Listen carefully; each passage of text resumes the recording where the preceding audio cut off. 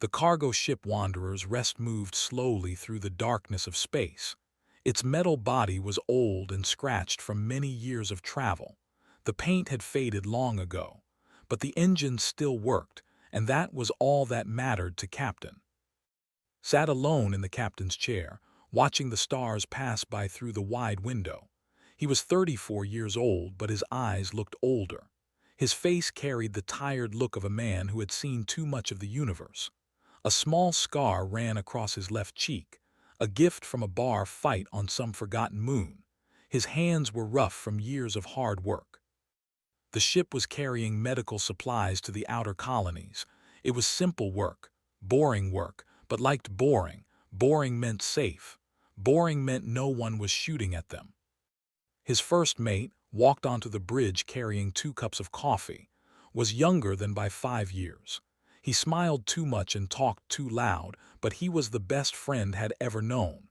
They had been flying together for 8 years now.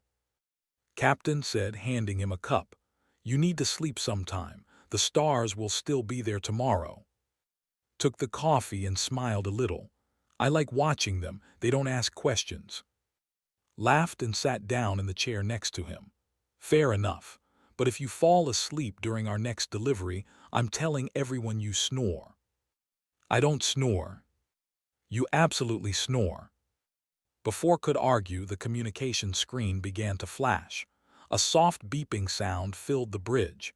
Both men looked at each other with confusion. They were in neutral space, far from any major routes. No one should be contacting them here. Leaned forward and checked the signal. His face changed. The smile disappeared. "Captain, this signal is encrypted, military-level encryption." "Pirates?" asked, his hand moving toward the alarm button. "No," his voice was strange now, almost scared. "It's carrying the royal seal of the Empire." His blood turned cold. The Empire was the oldest and most powerful civilization in the known galaxy. Their ships were like floating cities. Their technology was hundreds of years ahead of anything humans had, and they did not like humans.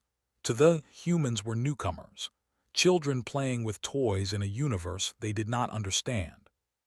"That's impossible," said. "The don't contact humans. They barely admit we exist." "I know what I'm seeing, Captain." Turned the screen toward him. "Look for yourself." The seal was unmistakable. A circle of silver light surrounding a crystal flower, the symbol of the royal family. Had seen it before, many years ago, in circumstances he had tried hard to forget. "Open it," he said quietly. The message appeared on the screen. It was written in both and human languages. The words were formal, cold, and direct.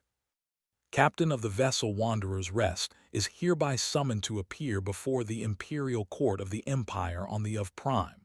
Transportation and protection will be provided. This summons is not a request." There was no explanation, no reason given, just an order from the most powerful empire in existence. Stood up fast, nearly spilling his coffee.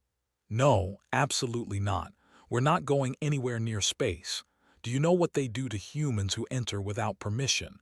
They make them disappear, gone, forever." "This is permission," said, still staring at the screen. "This is a trap. Why would they want a human cargo captain? We're nobody to them, less than nobody." Grabs shoulder. "Please, Captain, I'm begging you. Let's pretend we never got this message and keep flying." Did not answer. His eyes had found something else in the message. Something hidden at the bottom of the transmission, so small that most people would miss it completely. It was not part of the official seal. It was added separately, almost like a secret. A drawing, simple lines, a child's drawing of a flower. His hands began to shake. His coffee cup slipped from his fingers and crashed to the floor, spilling dark liquid across the metal. He did not notice. He could not look away from that tiny flower. Captain's voice seemed far away. "What's wrong? You look like you've seen a ghost." In a way he had. 23 years. 23 long years since he had seen that flower, since a small hand had drawn it in the dust of a burning ship. since a pair of golden eyes had looked at him with gratitude he did not deserve. Reached under his shirt and pulled out a pendant that hung around his neck. It was made of crystal, shaped like a teardrop. It had glowed softly since the day he received it, warm against his skin, a constant reminder of a memory he could never escape. "Change course," said. His voice was steady now, certain. Stared at him like he had gone insane. "What?" "Change course for Prime."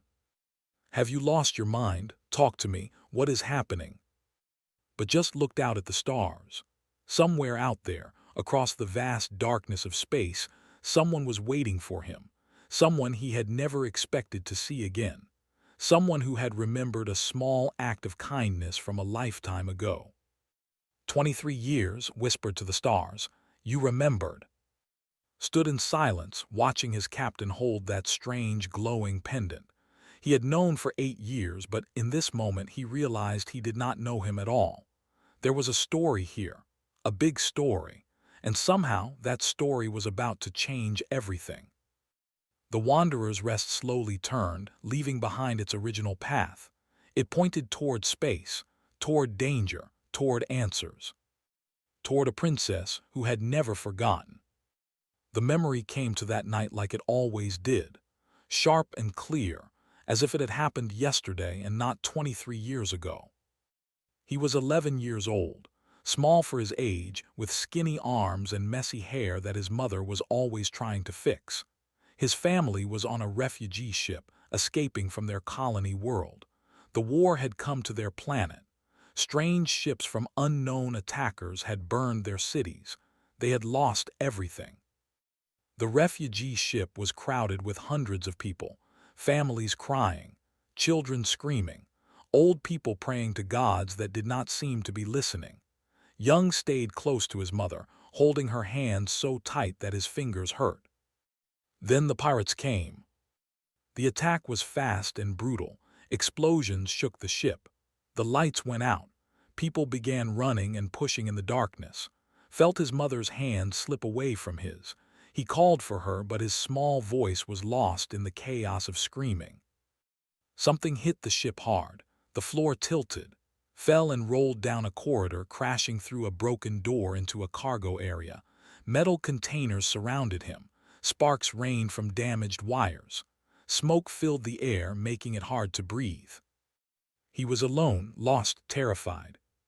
For what felt like hours, Young wandered through the damaged cargo area. His leg was bleeding from a cut. His head hurt from hitting something during the fall. He called for his mother again and again, but no one answered. Then he heard it, a small sound, like a wounded animal. Followed the sound to a large cargo container. The door was partially open. He squeezed through the gap and found himself in darkness. The sound was louder here, crying. Someone was crying. He pulled out the small emergency light his father had given him before the war. The weak beam cut through the darkness and fell upon something that made Young freeze in shock. It was a girl, but not a human girl. Her skin was silver like moonlight made solid. Her hair was white as snow, falling around her face in tangles, and her eyes, when she looked up at him, were pure gold, liquid gold that reflected his light back at him. She was wounded. Silver blood leaked from a gash on her arm. She was shaking badly, curled up in the corner like she was trying to disappear. When she saw, her golden eyes went wide with fear. Had never seen an alien before. He had heard stories, of course. His father had told him about the ancient ones who ruled most of the galaxy, powerful, beautiful, and they did not like humans at all. This girl was, he knew it somehow. Maybe it was the silver skin or the golden eyes. Maybe it was something else entirely. She looked at him with terror. She expected him to hurt her, or run away, or call for help that would take her somewhere she did not want to go. But was 11 years old, lost and scared himself. And when he looked at this strange silver girl, he did not see an alien from a powerful empire. He saw a kid, just like him, alone and afraid. He sat down across from her, keeping some distance so he would not scare her more. Then he reached into his pocket and pulled out his last food bar. His mother had given it to him that morning. He had been saving it because he was so hungry. He broke the bar in half and held one piece out to her. The girl stared at the food, then at him, then at the food again. She did not move. "It's okay," said softly. "I won't hurt you, you look hungry." She did not understand his words. He could tell, but she understood his tone, his gentle voice, the way he did not come closer or try to grab her. Slowly, carefully, she reached out and took the food. She sniffed it first. Then she took a small bite. Her eyes lit up with surprise. She ate the rest quickly, like she had not eaten in days. Smiled and ate his own half. For a while they just sat there together, two lost children in a broken ship. The girl stopped shaking. She watched with those amazing golden eyes, studying him like he was a puzzle she could not solve. Then noticed her wound again. The silver blood was still flowing. He tore a strip from his own shirt and moved toward her very slowly. She tensed but did not run. He gently wrapped the cloth around her arm, tying it tight to stop the bleeding. When he finished, she looked at the bandage for a long time. Then she looked at him, and for the first time she smiled. It was small and shy, but it was real. She said something in her language, did not understand, but then she did something he would never forget. She leaned down and drew something in the dust on the container floor, a simple picture, a flower with 5 petals. Then she pointed at herself, at him, and at the flower. Her eyes were saying what her words could not. Thank you for being kind. They stayed together for 2 more days in that cargo container, shared all his water and the emergency rations he found. He kept her warm when the temperature dropped. He held her hand when she had nightmares. On the 3rd day, rescue ships finally arrived, but they were not human ships. Warships descended on the wreckage. Armored soldiers poured through the corridors, searching for something or someone. When they found the cargo container, everything happened fast. The soldiers saw the silver girl and immediately surrounded her. They spoke rapidly in their language. The girl tried to say something, pointing at, but they were already carrying her away. At the last moment, she broke free for just 1 second. She ran back to and pressed something into his hand. A small crystal pendant shaped like a teardrop. It was warm and glowing faintly. She said one word. He did not know what it meant then, but he remembered the sound forever. Then the soldiers took her, and she was gone. Never saw her again. He never learned her name. He never knew if she was okay. Human rescue ships came hours later and found him sitting alone, holding the crystal pendant, staring at the drawing of a flower in the dust. 23 years passed, grew up. He became a pilot, then a captain. He traveled to hundreds of worlds. He saw amazing things and terrible things. But every night before he slept, he held that pendant, and he remembered the silver girl with golden eyes. Now sitting in his captain's chair, flying toward space, understood. She had remembered too. After all these years, across all the distance of space, she had remembered the human boy who shared his food with a scared child. And now she was calling him home. Prime was the most beautiful world had ever seen. The planet hung in space like a jewel made of light. Its surface was covered with crystal towers that rose toward the sky like frozen flames. Rivers of silver water flowed between cities that seemed to float on clouds. Even from orbit, could see gardens of flowers that glowed in every color he could imagine, and some colors he could not. The Wanderer's Rest looked like a dirty rock floating next to diamonds. 12 warships surrounded the small cargo vessel, escorting it toward the planet. Each warship was beautiful and deadly, shaped like curved blades made of white metal and blue light. Any one of them could destroy a ship in seconds. Had not stopped packing since they entered space. "This is insane," he kept saying. "We are going to die. We are absolutely going to die." "You said that 40 times already," replied calmly. "Because it's true 40 times," threw his hands up. "Look at those ships, look at this planet. We don't belong here, Captain. Humans don't belong here." Said nothing. He just watched the planet grow larger through the window. Somewhere down there she was waiting. They landed in a grand harbor that could hold 1,000 ships, but the harbor was empty except for them. They had cleared the entire space just for one small human cargo ship. Was not sure if that was an honor or a warning. When the doors of the Wanderer's Rest opened, stepped out into air that smelled like flowers and rain. The gravity was lighter than he was used to, and for a moment he felt like he might float away. A group of soldiers waited for them. They were tall and beautiful, with silver skin and eyes in shades of gold and purple and green. They wore armor that looked like liquid crystal, shifting colors with every movement. They did not smile. They did not speak. They simply gestured for to follow. Walked close behind his captain, looking around with wide, nervous eyes. "I feel like a mouse in a palace for cats," he whispered. Almost smiled. "Stay calm, stay quiet, don't touch anything." "What if something touches me?" "Then stay very calm and very quiet." They walked through streets of crystal and light. Thousands of watched them pass. The aliens whispered to each other, pointing at the humans like they were strange animals escaped from a zoo, kept his eyes forward. He would not let them see his fear. The imperial palace rose before them like a mountain made of glass and starlight. Its towers stretched so high that clouds wrapped around them. Massive doors, carved with images of ancient history, swung open as they approached. Inside, the palace was even more overwhelming. The ceiling was so far above them that could barely see it. Light came from everywhere and nowhere. The floor was made of crystal so clear that he could see gardens growing beneath his feet. They entered the throne room. Had seen many things in his years of traveling. Great cities, massive stations, beautiful nebulas, but nothing had prepared him for this.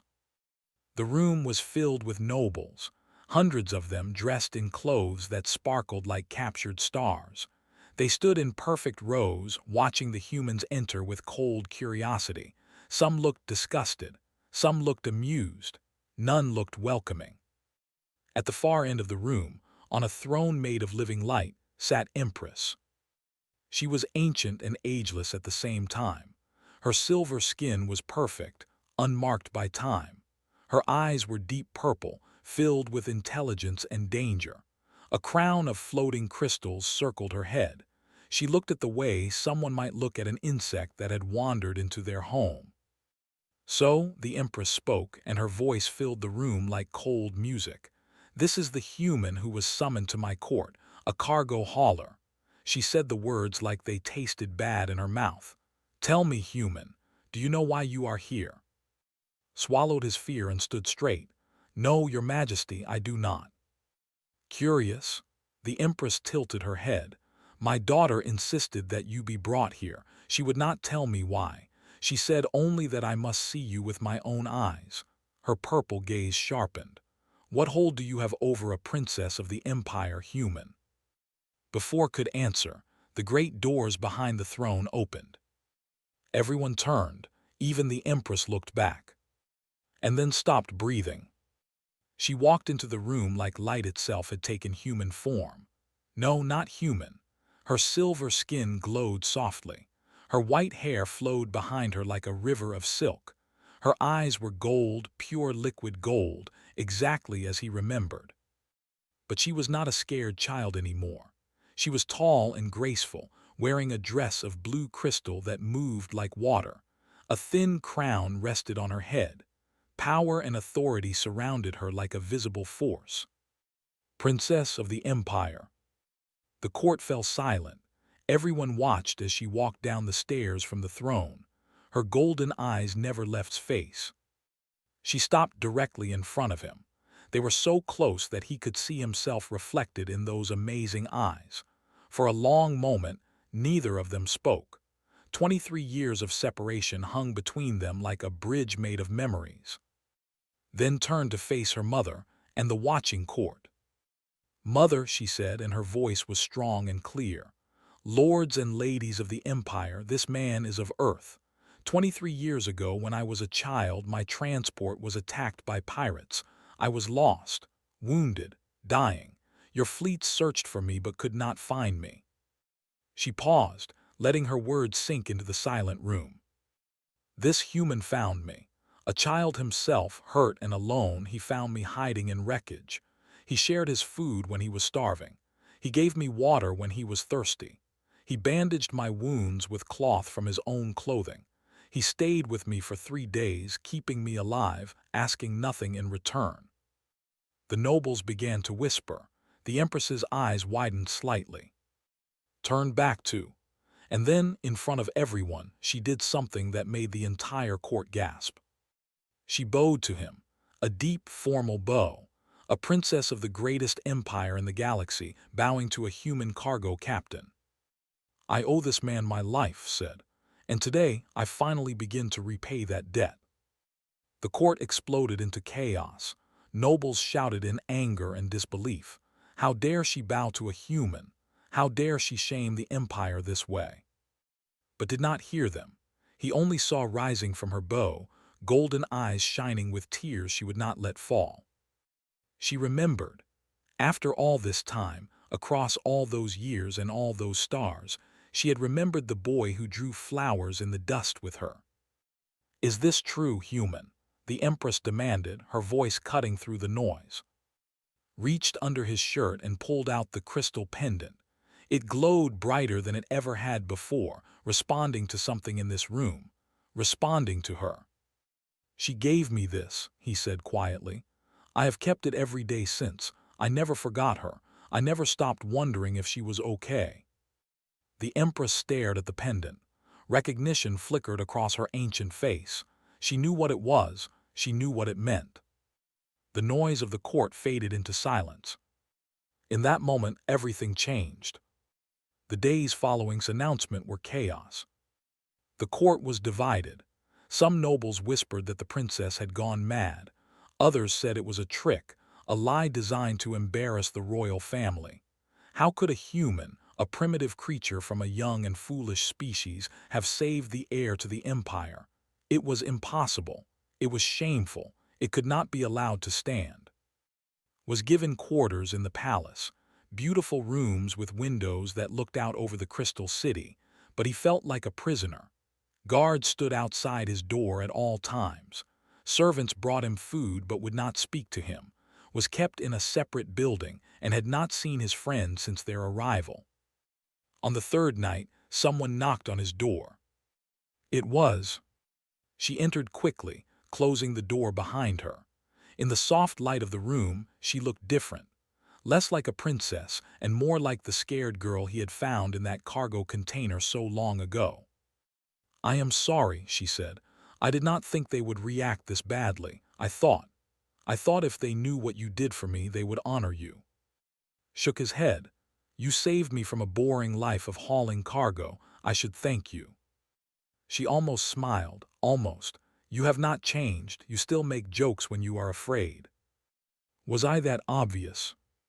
"You shook like a leaf when the soldiers found us, but you still stood in front of me. You still tried to protect me." His golden eyes were soft with memory. "I have never forgotten that, the human boy who was afraid but brave anyway." Before he could respond, the door burst open. A noble strode into the room like he owned it. He was tall, even for his species, with sharp features and eyes the color of ice. He wore armor decorated with jewels and carried himself with the arrogance of someone who had never been told no. "Lord," said coldly, "you were not invited here."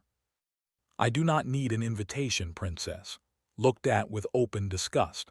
"I came to see this human for myself, the creature that has bewitched our princess with lies and tricks." Stood his ground. "I have not lied about anything." "Silence!" His voice cracked like a whip. "You do not speak unless spoken to, animal. You will address me as Lord or you will not address me at all." Stepped between them. "That is enough. He is a guest of the royal family." "He is an embarrassment to the royal family." His lip curled with contempt.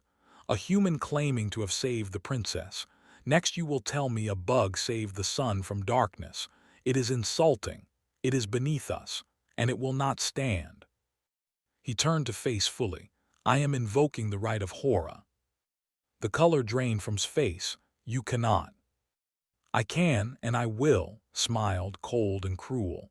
"If this human truly saved you, let him prove it. Let him face the trials of worth. If he succeeds, the court must honor his deed. If he fails," he looked at with hungry eyes, "he dies." "No," grabbed his arm. "This is madness. He is not a warrior. He is not even. The trials will kill him." Then perhaps he should have stayed on his little ship, hauling cargo like the beast he is, pulled away from her. "The challenge is made. By ancient law, it cannot be refused. Tell your human pet to prepare himself." He left without another word. Turned to, her golden eyes filled with fear. "I am so sorry. I did not think he would. The horror is an ancient trial, 3 tests: wisdom, endurance, combat. Nobles sometimes use it to settle disputes of honor, but for a human to face it." "Tell me about the tests," said quietly. "You do not understand. The trial is designed for. We are stronger than humans, faster, more durable. You will be at a disadvantage in every way." Tears were forming in her eyes. "I brought you here to honor you, not to kill you." He walked to her and gently took her hands. They were soft and cool, her silver skin smooth against his rough fingers. "I did not come here for honor. I came here because a scared little girl drew a flower for me once, and I have spent 23 years wondering if she was happy. Now I know she is. That is enough." "It is not enough." She was crying now, liquid gold streaming down her silver cheeks. "You cannot die for me. Not again. Not after everything." "Then tell me about the tests," he repeated, "and let me worry about dying." The next morning, the trial began. The entire court gathered in the ceremonial arena, a massive circle of white stone surrounded by seats that rose up like a mountain. Thousands of watched as walked onto the fighting floor. He wore simple human clothes. He carried no weapons. He looked small and fragile compared to everything around him. Sat on the royal balcony with her mother. The empress watched with cold curiosity, could barely look at all. Her hands gripped the railing so hard that her silver skin turned white. The first test was wisdom. A council of ancient judges sat in a circle. They asked a riddle so complex, so wrapped in history and philosophy, that even young nobles spent years studying before attempting to answer. The crowd waited for his failure. They expected him to stand confused and silent. Instead, listened carefully. Then he asked a question. "Your riddle assumes that strength determines truth," he said. "But is that assumption true? Can something be strong and still be wrong?" The judges looked at each other. The riddle was designed to test knowledge of history, but had found the flaw in its logic. He had not answered the riddle. He had broken it. After long discussion, the judges announced that he had passed. The second test was endurance. A bridge of burning crystal appeared across the arena floor. It glowed red with heat. Could feel the warmth from where he stood, 30 feet away. "Walk across without stopping," the announcer said. "Walk across without screaming." Removed his shoes. He looked at the bridge. He looked out on the balcony. She was shaking her head, begging him with her eyes to stop this madness. He stepped onto the bridge. The pain was instant and absolute. His feet burned against the crystal. The heat climbed up his legs like fire made solid. Every step was agony. The smell of his own burning flesh reached his nose. But he did not stop. He did not scream. Step after step, he walked across the bridge of fire. His face was twisted with pain. His body shook. Sweat poured down his skin.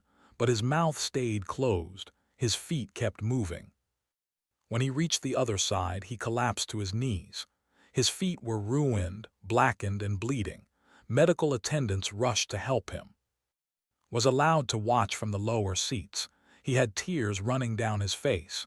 "You crazy fool," he whispered. "You beautiful crazy fool." was crying openly now on the balcony. The Empress watched her daughter with a strange expression. The crowd was silent. They had expected the human to fail, to scream, to give up, but he had not. He had walked through fire without making a sound. For the first time, some of them looked at with something other than contempt. The third test was combat. Lord himself stepped into the arena. He was armored in crystal plate that moved like liquid. In his hand, he carried an energy blade that hummed with deadly light. Stood on bandaged feet, barely able to stand. He was given a weapon for the fight. A simple human combat knife. Laughed, the sound echoing through the silent arena. This is your great human hero, princess. This wounded animal with his little metal tooth. Said nothing. He just raised his knife and waited. Humans are fragile things, said, walking closer. Let me show you how fragile. Met his eyes. We are also very hard to kill. The duel began. Moved like water made of lightning. His energy blade sang through the air, leaving trails of blue light behind it. He was fast, impossibly fast, striking at from angles that should not have been possible. This was martial art perfected over thousands of years. Every movement was beautiful. Every strike was deadly. Could not match him, not in speed, not in strength, not in skill. He stumbled backward on his burned feet, barely raising his knife in time to deflect blows that would have killed him instantly. The crowd watched in hungry silence. They knew how this would end. The human would fall. The human would die. The natural order of the universe would be restored. His blade caught across the chest, cutting through cloth and skin. Red blood sprayed across the white arena floor. They gasped. They had never seen human blood before. It was so bright, so vivid, so different from their own silver. Staggered but did not fall. Struck again. A cut across the arm, another across the leg. Each blow was precise, designed to cause pain without killing immediately. He was enjoying this, playing with his prey like a cat with a mouse. "Is this your champion, princess?" called out, not even breathing hard. "This bleeding creature, this weak little animal." On the balcony, could not watch any more. She turned her face away, golden tears streaming down her cheeks. Her mother reached over and took her hand but said nothing. Fell to one knee. His blood pooled beneath him, staining the ancient stone. His knife shook in his grip. His vision was starting to blur. Walked toward him slowly, savoring the moment. "Any last words, human? Any final message for your species?" Looked up at him. Blood ran down his face from a cut on his forehead. His body was broken. His strength was gone. By every measure that mattered, he had lost. But his eyes were still fierce. "You know what I have learned about humans," said, his voice rough with pain. "We are not the strongest, we are not the fastest, there is nothing special about us, nothing at all." He pushed himself back to his feet. It took everything he had. His legs screamed, his wounds burned, but he stood. Except one thing. He raised his knife again. "We do not stay down." The crowd fell silent. They had seen warriors fight before. They had seen courage and skill and power. But they had never seen anything like this. A creature that should be dead standing up again. A being that should have surrendered, still fighting. Smile faded. "You are only delaying the inevitable, human." "Maybe," said, "but I will delay it as long as I can." They fought again. Attacked with renewed fury, his blade moving even faster than before. Blocked what he could and took the cuts he could not avoid. More wounds opened on his body. More blood fell to the floor. But every time knocked him down, he got back up. Every single time. The crowd began to murmur. This was wrong. This was impossible. The human should have died by now. Any would have died from these wounds. But this creature, this fragile little thing from a young and primitive species, kept rising. Turned back to watch, her eyes wide with disbelief. Her mother leaned forward, actually interested now. Minutes passed, or maybe hours, lost track of time. His world became very simple: get knocked down, get back up, block, dodge, survive, get knocked down, get back up. Was breathing hard now, not from physical exhaustion but from something else: frustration, confusion, fear. "Why will you not die?" he screamed, his perfect composure finally breaking. "Why will you not just die?" Smiled through blood-stained teeth. "I told you, we are hard to kill." Roared and launched his most powerful attack, a killing blow aimed its heart. There was no way to block it, no way to dodge it. It was over. But did not try to block or dodge. He stepped into the blow. The energy blade pierced his left hand as he grabbed it, burning through flesh and bone. The pain was beyond anything he had ever felt, but his grip held. He stopped the blade inches from his chest, and while stared in shock at the human who had grabbed his weapon with his bare hand, drove his knife into the Lord's shoulder. Screamed and fell backward. His blade flickered and died. He collapsed to the arena floor, silver blood leaking from his wound, staring up with eyes full of terror. The crowd was completely silent. Stood over his fallen enemy, swaying like a tree in a storm. His hand was ruined. His body was covered in blood. He was dying on his feet. But he had won. He looked down at the Lord, expected death. It was the way. Defeat meant death. Dropped his knife. "I did not save her for glory," he said, his voice barely a whisper now. "I saved her because she was a scared kid who needed help. That is what humans do. We help, even when it costs us everything." He turned away from and faced the royal balcony. His vision was fading. He could barely see standing there, her hand over her mouth, tears falling like rain. "That is all I ever wanted to tell you," said to her. "That is the truth of humanity." Then he collapsed. Everything went dark. When woke, he was in a bed softer than clouds. Light streamed through crystal windows. His body was wrapped in bandages that glowed faintly with healing energy. The pain was gone, replaced by a gentle warmth. Sat beside him, holding his bandaged hand. "You fool," she said softly, her golden eyes red from crying. "You beautiful, stubborn fool, you almost died." "Almost is not the same as did," he managed. She laughed, a broken sound mixed with tears. "You have not changed at all, still making jokes, still being brave when you should be afraid." The door opened and Empress entered. She walked to the bed and looked down for a long moment. Her purple eyes were unreadable. Then she did something no one expected. She bowed her head. "Of Earth," she said formally, "you have passed the trials of Hora. You have proven your worth before the court, but more than that," she paused, choosing her words carefully, "you have shown me something I had forgotten. Strength is not always about power. Sometimes it is about refusing to give up." She spoke ancient words in the language, words that did not understand but could feel the weight of. "You are now named," the Empress explained, "a friend of the Empire for all time, the first human ever honored thus. When you are well, you will stand before the court again, not as a prisoner or a curiosity, but as an equal." She left without another word. Squeezed his hand. "Means eternal bond. It is the highest honor my people can give." "Does it come with free health care?" asked weakly, "because I could use some more of this healing stuff." She laughed again, properly this time. "I have missed you, 23 years, and I have missed you every single day." "I kept your pendant," he said.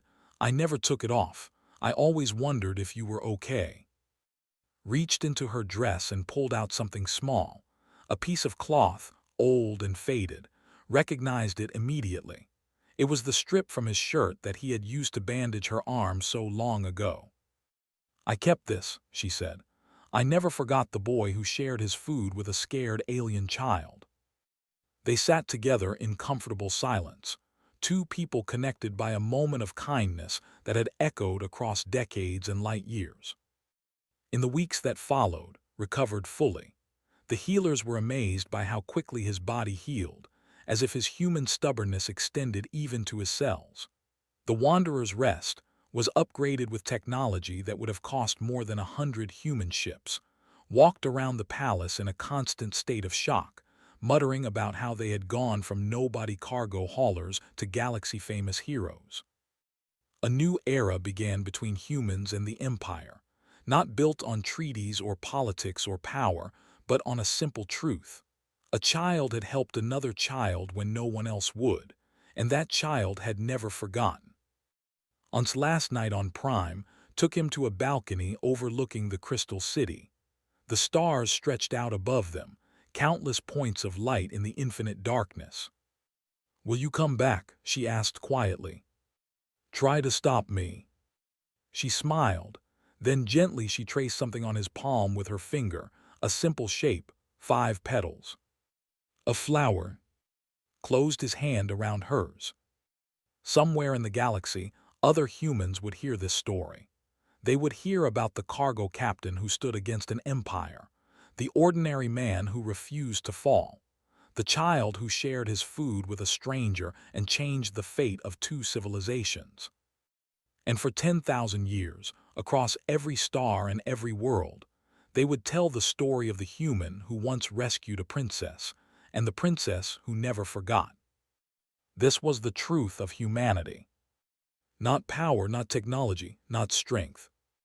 Just kindness, just courage, just the simple refusal to give up. That was enough. That would always be enough.